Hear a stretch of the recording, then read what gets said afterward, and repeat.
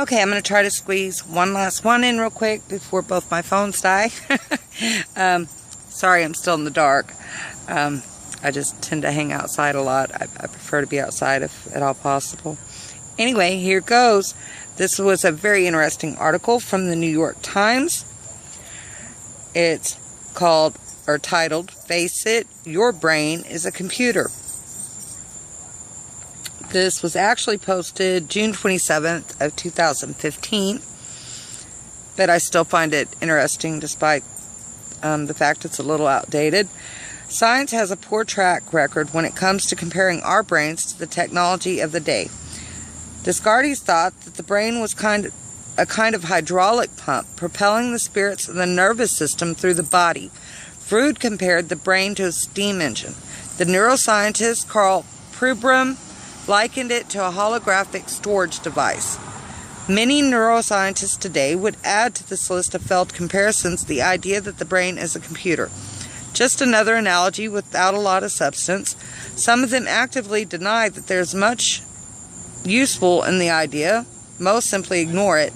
Often, when scientists resist the idea the brain is a computer, they have a particular target in mind, which you might call the serial stored program machine.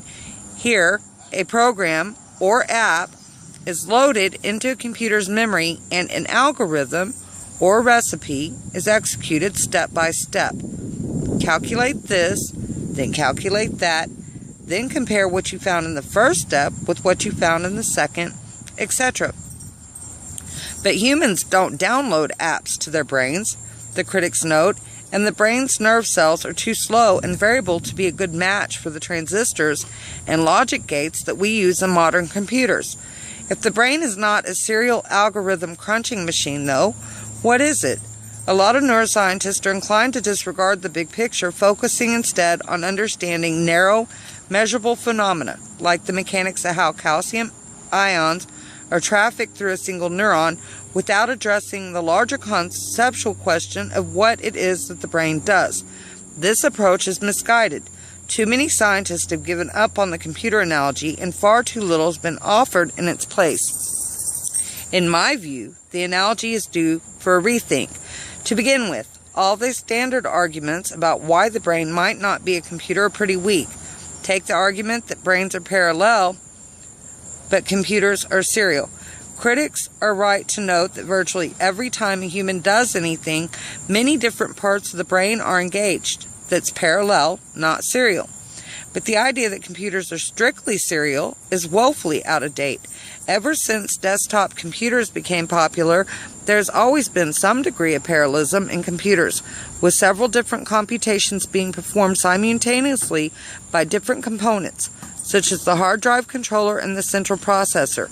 And the trend over time in the hardware business has been to make computers more and more parallel, using new approaches like multi-core processors and graphics processing units.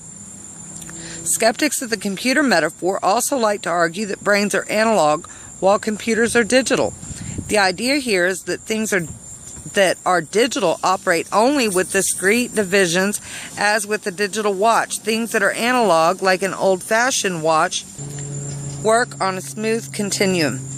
But just as either format is possible for a watch, either format is possible for a computer, and many digital computer switches are built out of analog components and processes. Although virtually all modern computers are digital, most early computers were analog. And we still don't really know whether our brains are analog or digital or some mix of the two. Finally, there's a popular argument that human brains are capable of generating emotions, whereas computers are not. But while computers as we know them clearly lack emotions, that fact itself doesn't mean that emotions aren't the product of computation. On the contrary, neural systems like the amygdala that modulate emotions appear to work in roughly the same way as the rest of the brain does, which is to say that they transmit signals and integrate information and transform inputs into outputs. As any computer scientist will tell you, that's pretty much what computers do.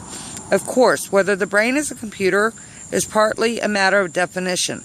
The brain is obviously not a Macintosh or a PC, and we humans may not have operating systems either, but there are many different ways of building a computer. The real payoff in subscribing to the idea of a brain as a computer would come from using that idea to profitably guide research. In an article last fall in the journal Science, two of my colleagues, Adam Marblestone at MIT and Thomas Dean at Google, and I endeavored to do just that, suggesting that a particular kind of computer known as the Field Programmable Gate Array might offer a preliminary starting point for thinking about how the brain works. Field programmable gate arrays consist of a large number of logic block programs that can be configured and reconfigured individually. To do a wide range of tasks, one logic block might do arithmetic, another signal processing, and yet another look things up in a table. The computation of the whole is a function of how the individual parts are configured. Much of the logic can be executed in parallel, much like what happens in a brain. Although my colleagues and I don't literally think that the brain is a field programmable gate array, our suggestion is that the brain might similarly consist of highly orchestrated sets of fundamental building blocks, such as computational primitives for constructing sequences, retrieving information from memory, and routing information between different locations in the brain. Identifying those building blocks, we believe, could be the Rosetta Stone that unlocks the brain. To put this differently, it is unlikely that we will ever be able to directly connect the language of neurons and synapses to the diversity of human behavior, as many neuroscientists seem to hope. The chasm between brains and behavior is just too vast. Our best shot may come instead from dividing and conquering. Fundamentally, that may involve two steps: finding some way to connect the scientific language of neurons and the scientific language of computational primitives, which would be comparable in computer science to connecting the physics of electrons and the workings of microprocessors, and finding some way to connect the scientific language of computational primitives and that of human behavior, which would be comparable to understanding how computer programs are built out of more basic microprocessor instructions. Sorry, there's so many darn distractions. I don't know why I even tried, but I'm going to keep on. If neurons are akin to computer hardware and behaviors are akin to the actions that a computer performs, computation is likely to be the glue that binds the two. There is much that we don't know about brains, but we do know that they aren't magical. They are just exceptionally complex arrangements of matter. Airplanes may not fly like birds, but they are subject to the same forces of lift and drag. Likewise, there is no reason to think that brains are exempt from the laws of computation. If the heart is a biological pump and the nose is a biological filter, the brain is a biological computer, a machine for processing information in lawful, systematic ways. The sooner we can figure out what kind of computer the brain is, the better. Anyway, I'm sorry I didn't mean to yell at you guys, but the people around me have no respect or care that I'm trying to do anything. And it's like that 24/7. So it's either, give up or push through it and keep going. So my apologies for, anything in the background. I was trying my best. That came off an article. I'll share the source link with you guys. That was off the New York Times again. I'll be sure to post that link down below in the description box. Much love as always. Snugglebug.